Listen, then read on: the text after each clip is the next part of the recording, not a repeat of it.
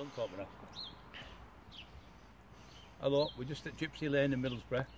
Me and my brother, who's not here no more, all skinny, we were driving. We had a 3.1 trooper, a Zuzi trooper, and we were driving down the motorway from the other side of just Temlington.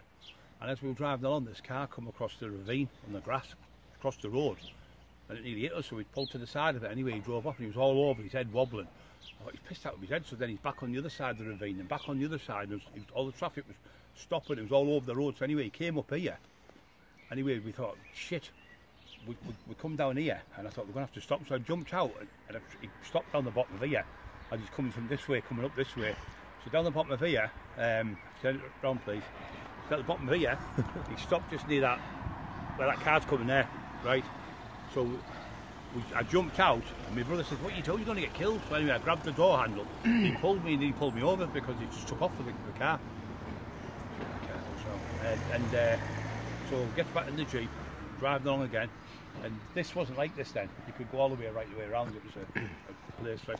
So what happened is, when he pulled in here, right to this side, I jumped out and I grabbed the handle, opened it, and it was a 7 Series BMW. I dived across the car, inside the car, over his lap, and I pulled the handbrake so he couldn't drive.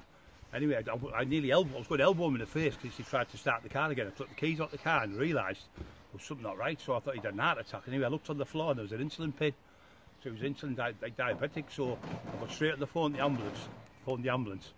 My brother phoned the police. Anyway, the ambulance come first, and then the police turned up. It was obviously not enough insulin in him, but what had happened, I said, look at this here.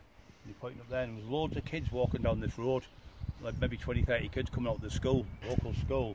He said, what a disaster that could have been, a potential disaster. And the reason why he was driving still and not conking out, because the car was automatic. So if he'd have been in the manual, it'd have conked out.